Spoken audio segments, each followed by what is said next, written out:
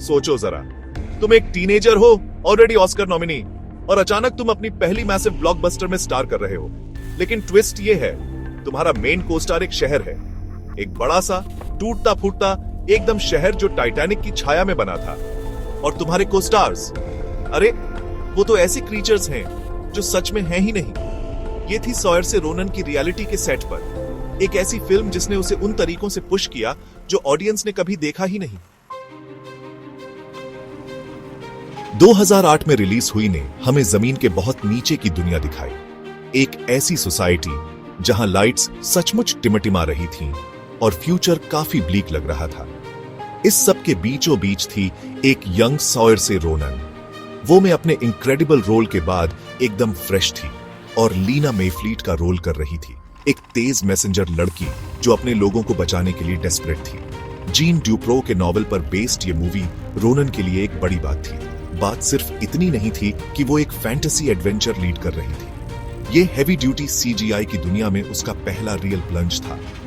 Challenge सिर्फ lines deliver करने का नहीं था, ये रिएक्ट करने, इमेजिन करने और एक ऐसी दुनिया में सच में जीने का था जो कुछ असली थी और कुछ डिजिटल मैजिक। बनाना दो एक्सट्रीम्स का एक फैसिनेटिंग मिक्स था। एक तरफ था वो बिल्कुल ब्रेथ टेकिंग, बहुत बड़ा प्रैक्टिकल सेट।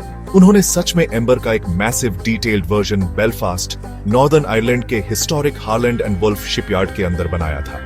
हाँ, वही जगह जहां टाइटैनिक बनी थी। और हम यहां कुछ फेक बिल्डिंग्स की बात नहीं कर रहे, ये एक फैली हुई इमर्सिव दुनिया थी। डायरेक्टर गिल कीनन सच में चाहते थे कि उनकी यंग कास्ट, खासकर रोनन और उसके को-स्टार हैरी ट्रेडवे, ऐसा महसूस करें कि वो एम्बर में है। वो असली सड़कों पर रेस कर सकते थे, टूटती दीवारों को छू सकते थे और उन जगहों का फील ले सकते थे जिन्हें उनके कैरेक्टर्स अपना घर कहते थे। फिर दूसरी तरफ थी सारी सीजीआई में कुछ बहुत वाइल्ड फैंटास्टिकल क्रीचर्स थे, जैसे एक जायंट मोल और हर तरह के एनवायरमेंटल इफेक्ट्स जिनके साथ रोनन को इंटरैक्ट करना था। अक्सर उसके पास एक्ट करने के लिए बस एक ग्रीन स्क्रीन या शायद स्टिक पर लगी टेनिस बॉल होती थी। एक ऐसी एक्ट्रेस के लिए जो उस पॉइंट तक ज्यादातर ट्रेडिशनल ड्रामास की आदी थी, ये बिल्कुल न्यू टेरिटरी थी। तुम एक टेनिस बॉल से डरे हुए कैसे दिख सकते हो? तुम एक ऐसे दुश्मन से कैसे लड़ सकते हो जो महीनों बाद एडिटिंग स्वीट में एग्जिस्ट करेगा? ये थे वो फ्रेश चैलेंजेस जो इस यंग स्टार का इंतजार कर रहे थे। सॉयर से रोनन ने खुद बताया है कि ये उसका पहला प्रॉपर एनकाउंटर था इतनी सारी सीजीआई के साथ। उसने माना कि इसमें एक अलग तरह की एक्टिंग लगी जो सच में उसकी इमेजिनेशन पर डिपेंड करती थी। जहां कुछ एक्टर्स को ब्लू स्क्रीन वर्क थोड़ा अजीब या ऑफ पुटिंग लगता है, रोनन ने इसे सहजता से लिया, ये जानते हुए कि ये सब मूवी को बेहतर बनाने का हिस्सा था। लेकिन वो इनक्रेडिबल प्रैक्टिकल सेट, उसने उसकी परफॉर्मेंस को ग्राउंडेड रखने में बहुत बड़ा पार्ट प्ले किया। डायरेक्टर गिल कीनन ने इस बात पर जोर दिया कि फिल्मिंग शुरू होने से पहले एक्चुअल बने हुए सेट्स पर हफ्तों बिताने से एक्टर्स उस जगह में जी पाए। गैप 2S इस इमर्जन का मतलब था कि जब कैमरास आखिर में रोल हुए तो रोनन और ट्रेडवे सिर्फ एक जेनेरिक साउंड स्टेज पर नहीं चल रहे थे, वो एक तरह से एम्बर के सिटीजन्स बन चुके थे। कीनन का मानना था कि इसी वजह से उन्होंने इतनी ह्यूमन परफॉर्मेंसेस दी जिसने उन्हें एम्बर में जमा हुआ महसूस करने में मदद की। शहर की शीर फिजिकल प्रेजेंस, उसके टेक्सचर्स, उसका साइज, पुरानी टूटती फूटती मशीनरी ने एक रिच सेंसरी एक्सपीरियंस दिया जिसे बेस्ट ग्रीन स्क्रीन भी कॉपी नहीं कर सकती थी। असल में प्रोडक्शन डिजाइनर मार्टिन लेंग का इस टैंजिबल दुनिया को बनाने का काम इतना इंप्रेसिव था कि उसे अवार्ड्स के लिए नॉमिनेट भी किया गया। विजुअल इफेक्ट्स टीम्स जैसे BUF कंपनी और लूमा पिक्चर्स वो विजर्ड्स थे जिन्होंने सारे डिजिटल बिट्स को जानदार बनाया।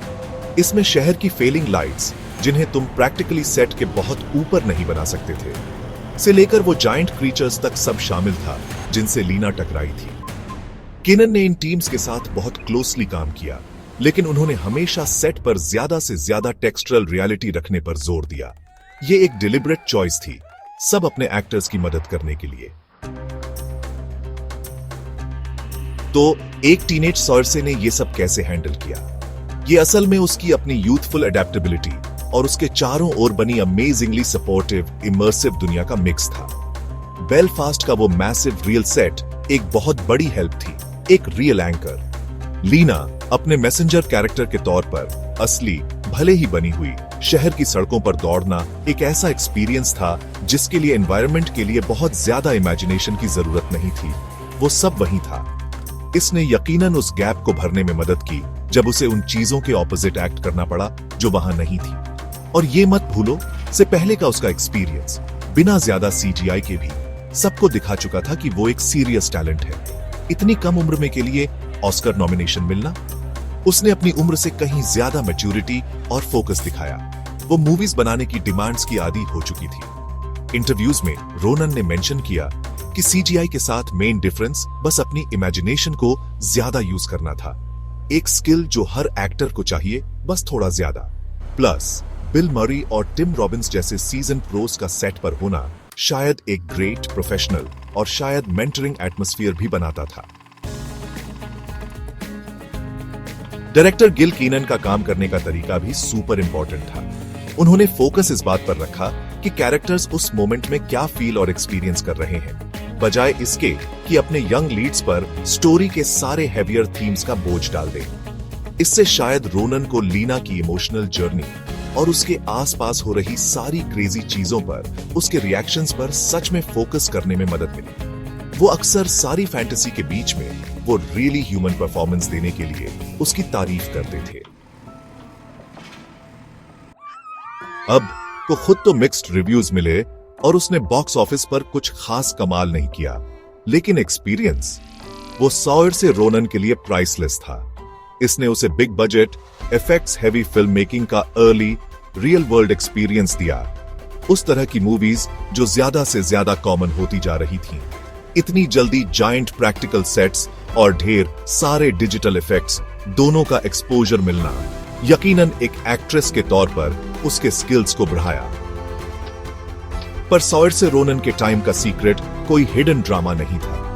यह असल में इस बारे में था कि कैसे इस इनक्रेडिबली टैलेंटेड यंग एक्ट्रेस ने एक मैसिव रियल वर्ल्ड सेट और सीजीआई की इनविजिबल डिमांड्स, इन दोहरी चैलेंजेस का सामना किया। वो टाइटैनिक शिपयार्ड के उन अमेजिंग प्रैक्टिकल सेट्स से ग्राउंडेड रही और उसने अनदेखी चीजों को जानदार बनाने के लिए अपनी इमेजिनेटिव मसल्स को सच में स्ट्रेच किया।